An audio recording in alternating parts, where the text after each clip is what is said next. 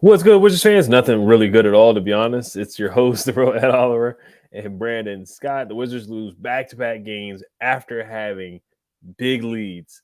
Two 20-point leads, and the Wizards find a way to lose. Deja vu. Let's talk. How did the Wizards lose these games? Let's talk about it. You are Locked On Wizards, your daily Washington Wizards podcast. Part of the Locked On Podcast Network. Your team every day. Just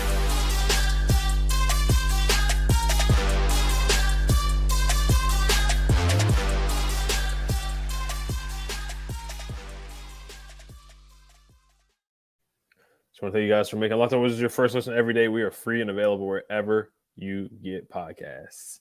Today's episode is brought to you by PrizePicks. First-time users can receive a 100% instant deposit match up to $100 with promo code Locked On. That's PrizePicks.com, promo code Locked On. So the Wizards lose back-to-back games. They lose to the Brooklyn Nets 123-125. Just another disappointing loss. They lose back-to-back games after having 20-point leads. They lost to the Blazers the night before. Anthony Simons goes off for 30 points, hits 8 threes, and then Cam Thomas and Edmund Sumner look like Kobe Bryant and Chase McGrady out there. They look like a dynamic duo going crazy from the three-point line. Just going crazy from anywhere on the floor. Cam Thomas had 44 points. 44 points in 29 minutes. He only played 29 minutes last night. 29 minutes and he had 44 points. 16 for 23. 8 for 9 from the free throw line, 4 for 5 from the 3-point. But I'm going to get your take on it, Brandon.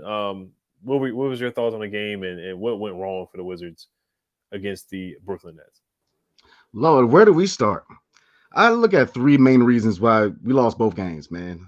Number one, transition defense. They skunked us. They sped the pace on us. They pushed the pace. They caught us sleeping on the defense end, especially in transition. Taking the foot off the pedal. 2 games in a row, we go into halftime with momentum, coming out, lack of adjustments, and that's going to be actually my third one, but lack of adjustments, complacency, man. You know, feeling ourselves too much, thinking that we won the game and coming out in the second half and playing flat. Look, both these teams wanted it more. Both these teams, I mean, if you look at the Blazers, man, Anthony Simons, you know, and Dame Lillard showed out. This game, you had no KD, no Ben Simmons. You had no Kyrie. And you allow, and it's nothing against Cam Thomas. I think he's a good player. I think he's really going to blossom into a really good player in this league. Nothing against him, man. But Edmund Sumner, like for real, he's dropping 29 on you. I mean, come on, man. Come on. Like, what are we doing here, man? You go on a 6-game winning streak, and then you blow 20+ leads. This is why we think we're contenders, and the league is saying we're pretenders. Because you have to finish, man. Look, contending teams, championship teams are serious about playoff runs, man. They finish games. They keep the foot on the pedal. They keep their foot on your neck. You know what I'm saying? They finish games, man. You cannot have this attitude of complacency where it's like, oh, man, we good. We up 20 at halftime. Yeah, okay. They wanted it more. Both games, they wanted it more. I mean, and really, if you look at the stats, the starting unit, Morris had a really good game. 18 points, 5 rebounds, 8 assists, 7-14 from the field. Kispert, 5 from 8 from the field, 15 points. They played well. Kuz unfortunately had that ankle injury, and he's going to be out for the next game against Cleveland. And we'll talk a little more about that in the preview. But KP showed out. Now, he did foul out, and when he started getting in foul trouble, they were definitely targeting him. And I mean, that's basketball. And that's what you do, man. You know, you guys in foul trouble, you go after them. So, you know, hey. But Gav, a double-double. So the starting unit played well, man. Now, the bench, Lord have mercy. Now, let's look at the positive first. Denny Avdia stepped up the second game, man. It's back-to-back. 23 points, 6 rebounds, 3 assists, 16-14, and he shot 9 3-point shots. So that tells me he has more confidence in his 3-point shot, which is what you want to see from this guy, man. Now, when they start dropping, like he shot 4 for 9. So the efficiencies get up there a little bit. You know, so when he's confident, man, this is what I want to see from Denny. But outside of Denny, good God, DeLon, 4 points. Kendrick Nunn, 5 points. Goodwin, 8 points. We need another score on the bench, man. You know, I know Kispert started for Bill, but we need another score on the second unit because it shows, because we don't have that second guy on the second unit that can help Denny, make up for that punch, for the scoring punch. Because, with Kuz being out, we needed that second guy on the second unit, man. Denny cannot shoulder the whole load in the second unit. And this is where, Nunn, maybe you need to give Barton some minutes, see how he plays. We need more scoring off the second unit, and that shows, man. So this is again the second game in a row where it's a winnable game. We were up by 23 points. Come on, man. 23 points. You can't finish that against a team that is without their top 3 players. What are we doing, man? What are we doing? I mean, this is pitiful. We lost to a Nets team that were out their top 3 players, man. Wes Unseld, I gave you a break last video, homie. But look, this is on you. Your rotations were trash. You're sitting there looking at the sky when these guys are going on a run. Come on, man. Stop. Say something. Call a timeout. Be more vocal. Like this is nah. Come on, man. This is on Wes Unseld. The adjustments the lack of adjustments at halftime shows because these other coaches, this is coaching one-on-one. They're making adjustments at halftime. We're not. We're standing pat. And then we're sitting here, we're watching these guys go on runs. And Wes Unseld is just like, whatever. And then he's put out these rotations in the fourth quarter, man. It's like, what are you doing? And then finally, because I'm on my soapbox right now, free throws. 9 free throws missed. And we don't even have to tell Monty about them free throws in the fourth quarter. I'm just saying. Free throws matter. Clutch time. Now, I'm not going to trash Monte a lot, man, because, yeah, the free throw was an issue in the fourth quarter. But with the absence of Kristaps Porzingis, he stepped up in the fourth quarter. You know, that final 2-3 minutes, Monte tried to keep us in the game. So I like what I saw from Monte, man, especially with KP being out, Kuz being out, Bill being out. You know, I felt like Monte, he took leadership in this game. So, you know, long story cut short, this was a couple very winnable games that we got to hit ourselves. We got complacent, and coaching and complacency lost these games. Easy. Yeah, I mean, Wes Unseld, he's the common denominator. I mean, you look at the Clippers loss where we had a 35-point lead. He was there. He was coaching for that. There's some numbers I'm going to throw out here. So this is from ESPN Stats and Info. The Wizards led by 23 points versus the Nets tonight and 20 points versus the Blazers last night. They lost both games. They are the first team over the last 25 seasons to lose when leading by 20-plus points on consecutive days. West was coaching when we gave up the 35-point lead to the Clippers. The Clippers collapsed. West was coaching when we had a 42-point loss. The Wizards' 42-point loss to the Nets is their largest home defeat in franchise history. Wes Unseld Jr. was the coach when the Nuggets scored 98 points in the paint a couple months ago. So he's the common denominator, you know. And last night, a lot of it was on West. Like you said, too, the free throws were inexcusable. Some of the turnovers down the stretch, and the defense was atrocious. It was awful. Everybody was getting cooked by Cam Thomas. Everybody was getting cooked by Edmund Sumner. Now, a lot of it's on West, too. I think they just honestly, with Anthony Simons, too, and then there were some clips where I saw where Bill was kind of falling asleep and letting Anthony Simons get wide open threes and just kind of, you know, lulling, you know, falling asleep and letting him get wide open looks. Cam Thomas, I think they should have just started face guarding him. When he stepped across half court, and I said this with Dame, too. I was like, when Dame steps across half court, you're just going to have to get up in his face because he's capable of dropping 60. He's capable of dropping 50. Cam Thomas dropped 44 points in 29 minutes. When he gets to 20, West has to make the adjustment. And West was brought here to be a defensive-minded head coach. He was the defensive coordinator with the Nuggets. And I really haven't seen much improvement with the defense. Now, they've gotten a little bit better this year, but I just haven't seen much improvement from the defense at all. And you're letting somebody like Anthony Simons hit 8 threes. You have to make an adjustment. When he gets to 4 or 5, I want somebody to face guard him. I want somebody to get physical with him. Don't even let him catch the ball. Don't even let Cam Thomas touch the ball. Somebody else is going to have to hurt us. And I know Sumter was cooking him too, but and you listen to NBC Sports Watch and they just say cut his water off all the time. They did not do any attempts to cut his water off. Cam Thomas looked super comfortable every time he brought the ball downfield. I mean, down the court. Step backs, getting to the basket, crossovers, whatever Cam Thomas wanted to do, he did it. Now, some of the calls, they were very questionable. I thought Monte Morris getting to the basket, getting to the lane, the and one that he had, they called an offensive foul on Monte Morris. I thought that was a ridiculous call, but I'm not going to blame the refs. They got to make free throws. Monte Morris missed free throws down the stretch. He missed a big free throw down the stretch. Then he missed a couple free throws down in the game. He was 7 for 11 or 7 for 12. We need all those free throws. It's not just one person's fault. And then the goaltending call and the foul on Danny, I thought that was questionable. The NBA came with a last 2-minute report saying that it was not a foul or that it should have been on the floor or something like that. So, but I can't blame the refs, man. This is a habit that the Wizards have done repeatedly under Wes Unseld Jr. They found ways to lose leads many, many times and time and time again. It's just like deja vu. You just know it's coming. You know it's coming, and they don't make any adjustments to change. Kyle Kuzma said that last game after the Blazers game, he said they made no adjustments, that they barely knew their personnel. How do you not know your personnel when you know somebody like Cam Thomas and Damian Lillard. He said after the loss of Portland, that was a masterclass in how to lose a game, huh? We didn't really know our personnel. We didn't make adjustments, and we didn't score enough. How do you not know your personnel when you know Cam Thomas can hit 8 threes? You know Damian Lillard can go off and hit 7 threes. And we know Cam Thomas was a legitimate scorer coming out of LSU, coming out of college. That's his game. He wants to score. You know Kyrie's not playing, Kevin Durant's not playing, and Ben Simmons not playing. So other guys are going to have to step up. Now, the Wizards, they played well coming out in the first quarter, and I thought Porzingis didn't get the ball enough down the stretch either, even though he was in foul trouble. Same thing with the Blazers game. Porzingis is hot in the first half. He's hitting a bunch of threes and scoring in the post, and in the second half, he barely gets the ball. So it's just clear-cut stuff that you just see that the Wizards aren't doing, and it's very frustrating because we've seen it happen again over and over. And this is under Wes Unseld Jr. And there's another crazy stat too. Guard Cam Thomas, 44 points in 29 minutes against the Wizards tonight, are the most in NBA history for a bench player in under 30 minutes. So the Wizards setting records in a bad way. They're on the wrong side of history time and time again. Time and time again, they're on the wrong side of history. So, and now we have Kyle Kuzma with an injury. He's going to be out tomorrow against the Cavs. You got a tough couple of games coming up in the Eastern Conference. Now you drop now they're out of the play-in range.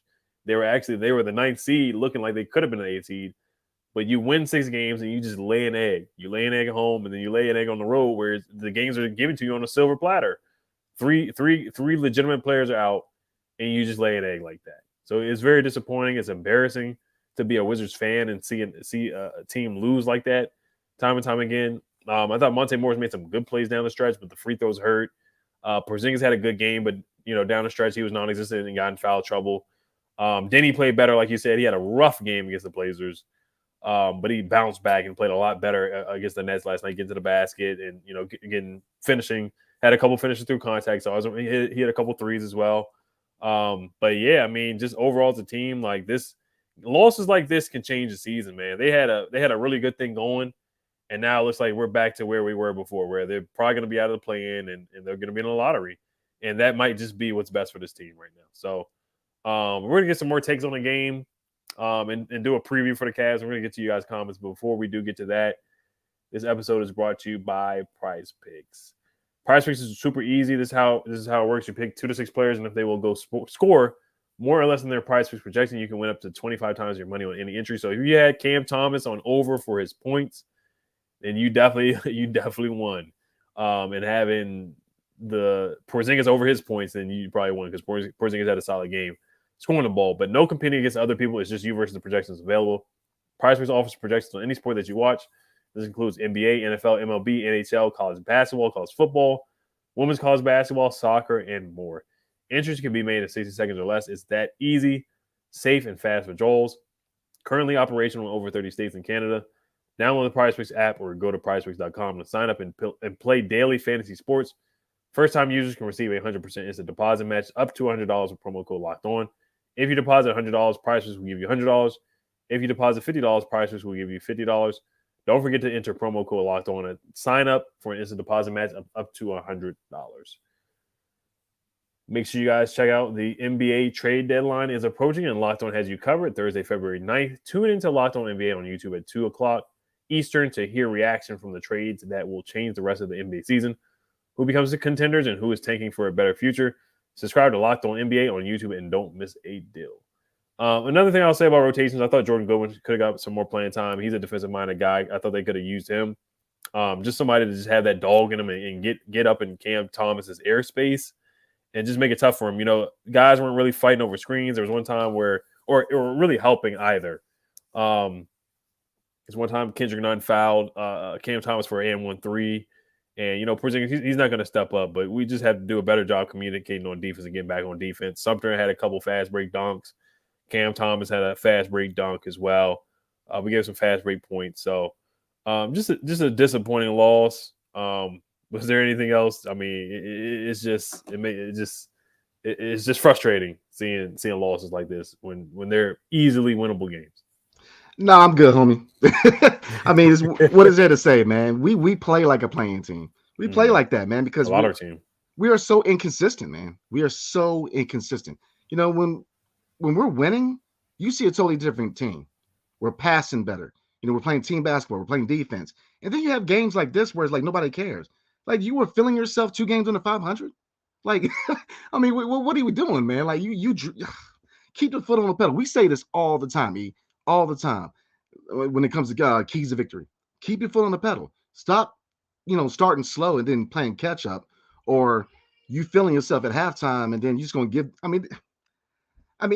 Man, look, you look on paper. 99.9% of the time, you're going to say we win this game. If you look at no Ben Simmons, no KD, no Kyrie, and then still you get skunked with 44 points from Cam Thomas. My Lord, I'm good, man. Yeah, and Seth Curry got injured during the game too. He had to sit out. And Marquise Morris got injured during the game. He had to sit out too. Now I get it. Kyle Kuzma got injured. He's a big part of the team, of course. He's part of the solid three, but it is still no excuses. They let Patty Mills get hot. They let Sumner get hot. 44 points in 29 minutes. I would go Nick Nurse style and do a boxing one or something. You just got to take this guy out the game. You got to face card him, double team him, something. And it just looks like they just one-on-one. There was one time where Corey Kispert was on him, and I was like, yeah, this is not going to end well. He had a step back three on him. So just a rough night overall. But, yeah, we just got to move on from that because it's just frustrating talking about it. And it gets even tougher against the Cavaliers team. I want to say the Cavaliers are playing right now. They played today. And they won. Yeah, they beat the Pacers 122-103. So they're going to be all on back-to-backs. We're going to be the second game of their back-to-back. Right now, their record is 33-22. They are the 5th seed in the Eastern Conference.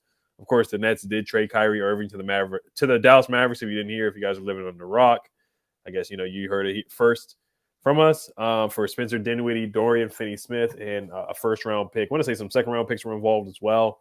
The Nets do have a good record because, of course, they got Kevin Durant and Kyrie and Ben Simmons when they were healthy and playing. They were winning games. So who knows what's going to happen with the Nets? They'll probably drop down depending on what Kevin Durant decides to do, what he wants to do. Ben Simmons as well. You just don't know with these guys. They're just such question marks as far as what they want to do. And the Wizards, we are actually in the 10th spot. We did move back into the 10th spot because the Pacers are 25-30. We're 24-28 right now. The Bulls are in a nice spot. What are your thoughts about the Cavs? They're 33-22. They're first in defensive rating because Evan Mobley and Jared Allen, they're great defenders. They struggle to defend the 3-point line, but they are first in defensive rating. Well, they're a really good team. Look at that lineup, man. Darius Garland, Donovan Mitchell, Okoro on the wing, Mobley and Allen. We got our work cut out for us, man. We do. Yeah, I guess keys to victory, man. Like you said, they're one of the best defensive teams in the league, man. So ball movement. It's tough, man. I get ball movement, try to open, not 1 to 2 guy possessions, extend possessions. Push the pace, man. Try to catch them off guard. They're a good defensive team, man. So try to find a way to catch his defense off guard, unbalance the defense. That's gonna be a tough one in the paint, man. Especially, it's gonna be a test for Gaff and KP in the paint because like I said, the Twin Towers of Mobley and Allen against our Twin Towers. That's gonna be a nice matchup, man.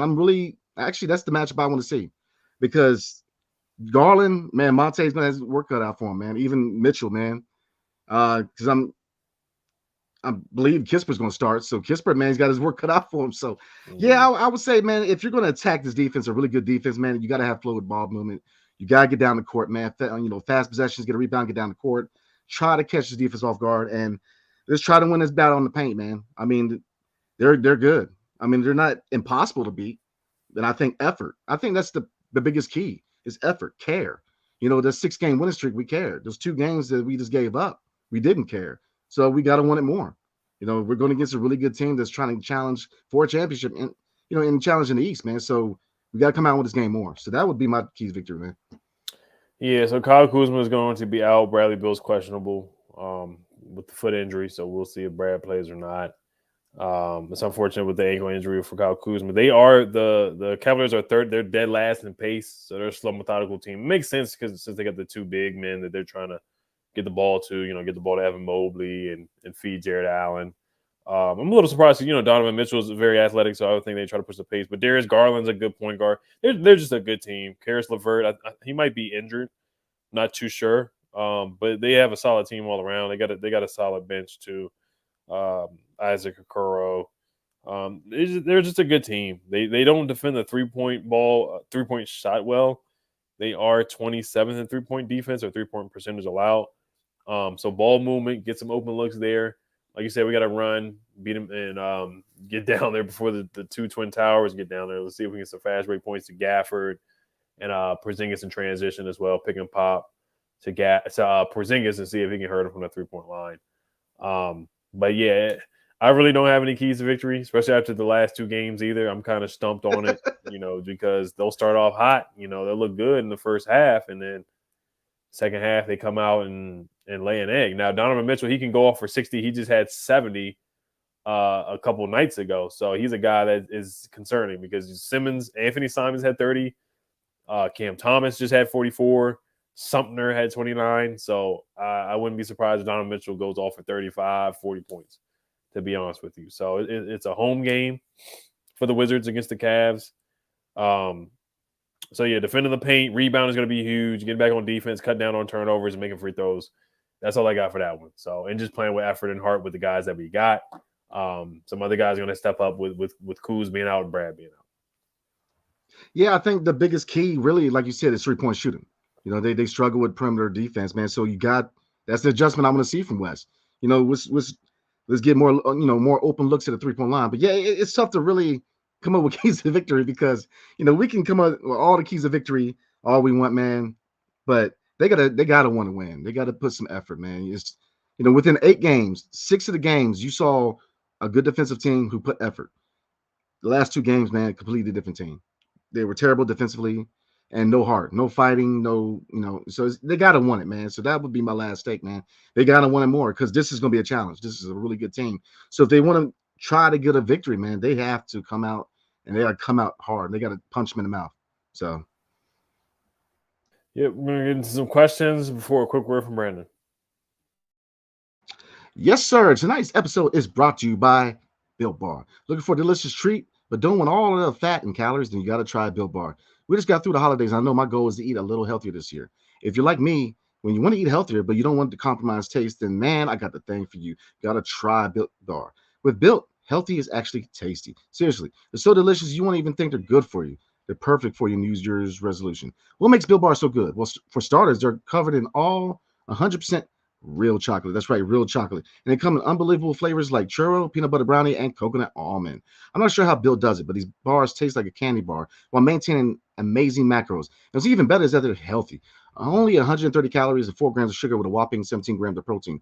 And now you don't need to wait around to get a box. For years, they've been talking about ordering your Built Bars at Built.com.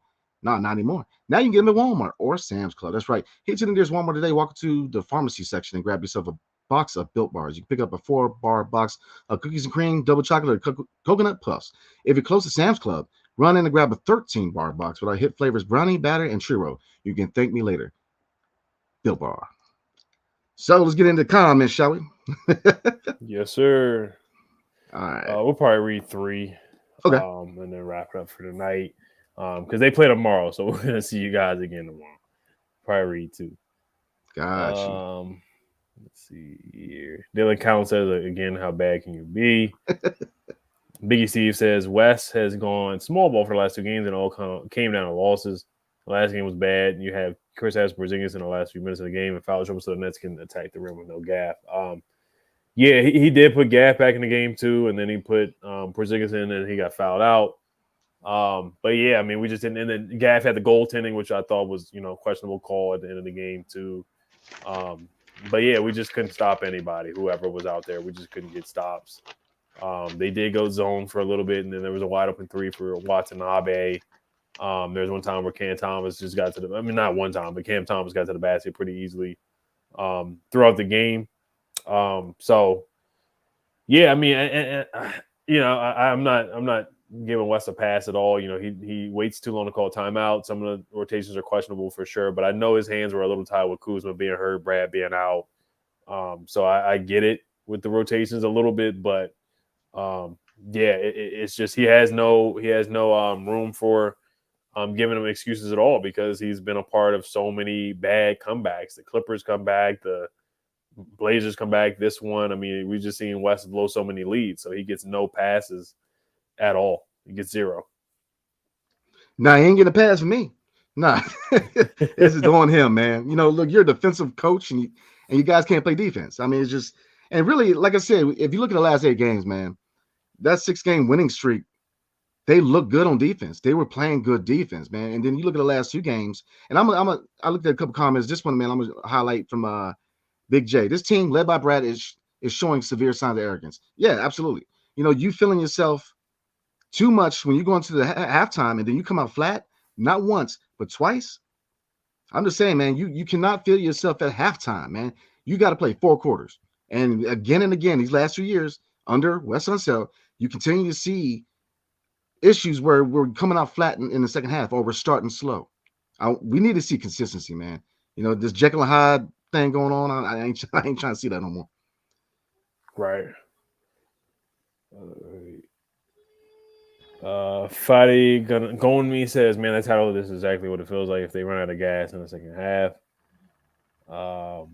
Matan Golan says 20-plus lead, back-to-back nights with the loss that hurts. Denny looked really good as usual. KP got that 5 foul. Too early shame. The only thing about Denny is he's got to make his free throws. He's got to improve on that. He's got to make his free throws. I thought he played a lot better tonight. Yeah, last night for sure. But the free throws definitely hurt. Let's see if there's anyone here. BJ said, bro, things will settle down Friday after trade deadline. Meanwhile, Luka authorized anyone to be sent back to the Nets. Yeah, I mean, Luka, he wants better talent around him, but, Kyrie, everywhere he's gone, it's kind of been, not kind of been, but the teams that he leaves, they get better. You look at Boston, you left them, they got better. So he has chemistry issues with teammates, and, him being AWOL and not showing up to games or practice. We've seen that in the past. So Kyrie's a heck of a player, man. I mean, he is a generational talent. I think he will, of course, be in the Hall of Fame. Multi-time All-Star, just so talented, great, just so offensively gifted. But there's just some decision-making and some things that he says that he's just he thinks the world is flat. And then I'm not going to get into the other things that he said off the court, but we'll see. We'll see how it works with Luka.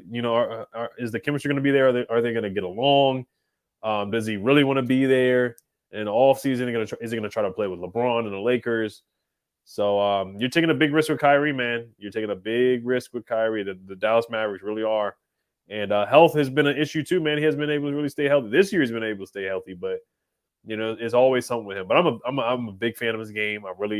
He's so talented, and I get why they made a trade, because he's just so talented, and you don't want to waste Luka's prime years. You want to get as much talent as you can around him. I think it's going to be a weird fit because they both dominate the ball. They both dribble a lot. Luka dribbles a lot, and Kyrie dribbles the heck out of the ball. It's like an and one mixtape tour with Kyrie. So we'll see. It's going to be entertaining. I'll say that. It's going to be many things, but I don't think it's going to be successful. I just don't see it, man. Like you said, Kyrie, man, big fan of his game. I mean, best handles in the NBA, in my opinion. Got mad handles. I mean, look, man, he's box office, easy. But he's got to keep off the court, man. And that's just been a part of his issues. His drive, his motor has been questioned, whether he even wants to play in the NBA anymore. So, hopefully, hey, look, hopefully he goes to Dallas with some energy and tries to help him win, man. But, like you said, Boston and now Brooklyn, man, last 2 stops. And then even if you look at the friction towards his end of the time in Cleveland, it's like, so I don't know, man. Right. Yeah, some people were saying that Denny was taken out in the fourth or the third quarter or fourth quarter. I know he finished the game. Daniel says none is a bum. I disagree with that. He had a nice dunk, but yeah, he struggled at times. He had a couple turnovers. The guards they don't get into the paint enough. I think Kendrick Nunn is a guy that gets into the paint, but he didn't have his best game. DeLon Wright struggled last night too. He only had 5 points. They're just not explosive. All 3 of the guards we got, DeLon, Monte, and Kendrick Nunn is explosive athletically, but they're not, dominant point guards. They're not guys that, you just get the ball to, they can create, and you just get out their way like we've seen in the past that the Wizards have had. So the point guard position is a question mark for the Wizards. It is.